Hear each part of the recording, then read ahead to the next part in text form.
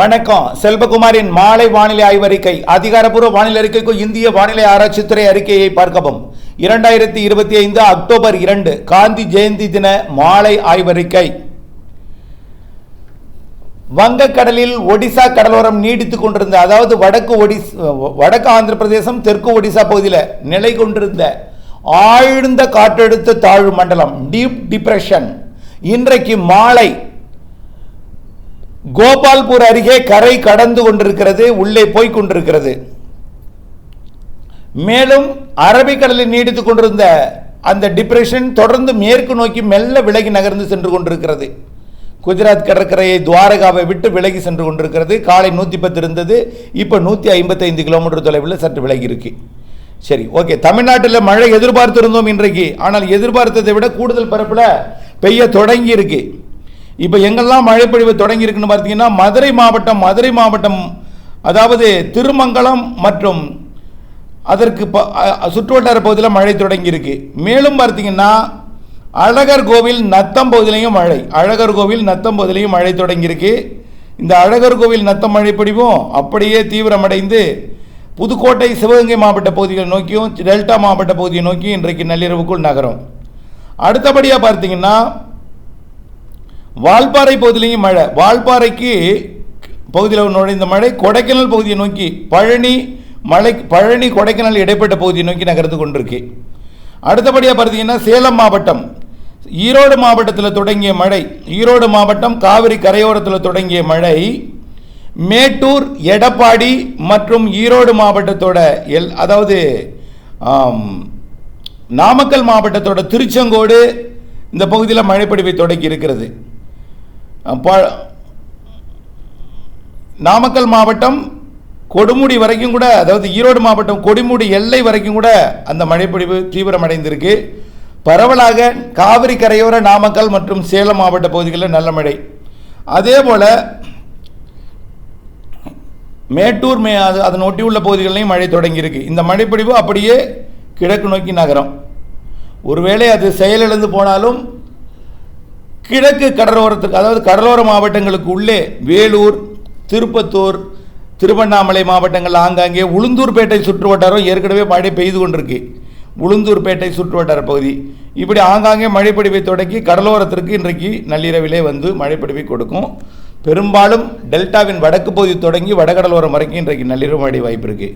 இன்றைக்கு ஒதுக்கி விட்டாலும் கவலைப்படாதீர். மழை இன்றைக்கு வேண்டான்னு தான் சொல்லிட்டு இருக்காங்க. நிறைய பேர் அறுவடை பணியை வைத்திருக்கீங்க.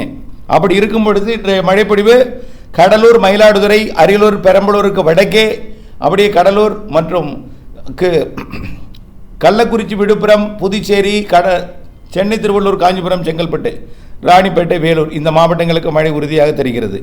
நாளை அதிகாலையில் வடகடல் ஓரத்தில் நல்ல மழைப்பொழிவை சென்னை சுற்றுவட்டார பகுதிகளுக்கு அதிகாலையில் கொடுத்து கடலுக்குள் விலகும்.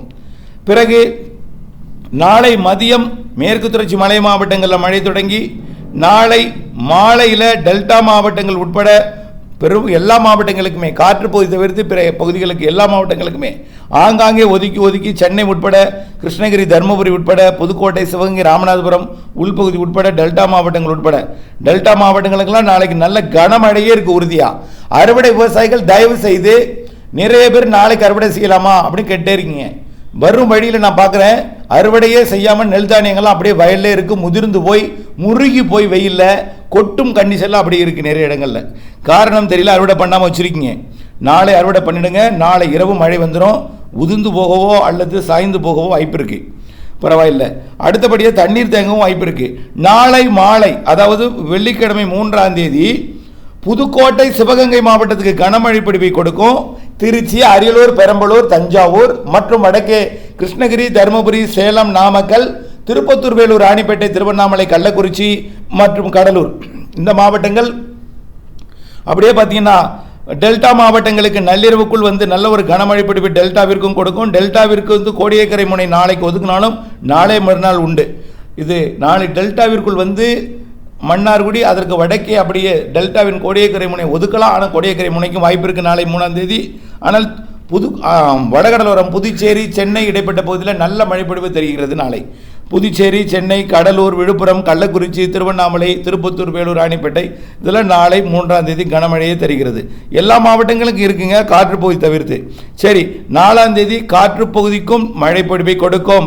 ஏற்கனவே சொல்லியிருக்கிறோம், காற்று பகுதிக்கும் 4ஆம் தேதி சனிக்கிழமை மழைப்பொழிவை கொடுக்கும். காற்று பகுதியில் குறைந்த பரப்பில் பெய்யும், ஒதுக்குதலுடன் பெய்யும்.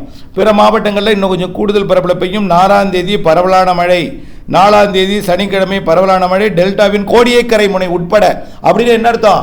எல்லா இடங்களுக்குமே ராமேஸ்வரம், கோடியக்கரை முனை, பழவேற்காடு, தூத்துக்குடி கடலோரம் எல்லாமே வரக்கூடிய சனிக்கிழமை 4ஆம் தேதி நல்ல மழைப்பொழிவு தெரிகிறது. கர்நாடக எல்லையோரம், ஆந்திர எல்லையோரம் தொடங்கி கேரளா எல்லையோரம், கேரளா மற்றும் மேற்கு தொடர்ச்சி மலை காற்று பகுதி, கணவாய் பகுதிகள் ஒட்டுமொத்தம் தமிழ்நாட்டில் எல்லா மாவட்டங்களுக்கும் 4ஆம் தேதி ஒதுக்கி ஆங்காங்கே பெரும்பரப்பில் மழை தெரிகிறது. நள்ளிரவிலே அது வடகடலோரத்துக்கு போய் கனமழை பொழிவை டெல்டா உட்பட கொடுக்க இருக்கிறது. அதே போல தான் 5ஆம் தேதி காற்று பகுதிக்கு மழை உண்டு. காற்று பகுதிக்கு சற்று கனமழையே தெரிகிறதுங்க. திண்டுக்கல்லாம் கனமழை தெரிகிறது 5ஆம் தேதி. திண்டுக்கல் மற்றும் மதுரை, விருதுநகர், ராமநாதபுரம், சிவகங்கை இதெல்லாமே கனமழை தெரிகிறது 5ஆம் தேதி. புரிஞ்சுக்குங்க. படிப்படியாக மழைப்பொழிவு அதிகரிக்கும். மாலை இரவு மழை தான், கவலைப்படாதீங்க. பகலில் வெயில் இருக்கும், மாலை இரவு மழைப்பொழிவை கொடுக்கும். 6ஆம் தேதி இடைவெளி தெரியுதுன்னு சொன்னால் அதே இடைவெளி தொடர்கிறது. வந்தால் லேசான மழைப்பொழிவை கொடுக்கும். காரணம் என்னென்னா, விலகி போகக்கூடிய அந்த காற்றழுத்த தாழ்மண்டலம் ஓமன் போயிட்டு திரும்பி குஜராத் வர்றதுனால வடமேற்கு வெப்பநீராவி காற்று 6ஆம் தேதி 7ஆம் தேதி தமிழக வருகையில் தடை இருக்கும். ஆகவே கண்டிப்பாக தடை இருக்கும். கண்டிப்பாக வரக்கூடிய 7ஆம் தேதி, 6ஆம் தேதி, 7ஆம் தேதி 2 நாளும் இடைவெளி கொடுத்து 8ஆம் தேதியிலிருந்து மீண்டும் மழை பொழிவை தொடங்கினோம். 8, 9, 10 காற்று பகுதிக்கும் மழை உண்டு. 11ஆம் தேதி வரைக்கும் காற்று பகுதிக்கும் அனைத்து மாவட்டங்களுக்கும் மழை உண்டு. 12ஆம் தேதியிலிருந்து மழைப்பொழிவோட நேரம் கூடும்.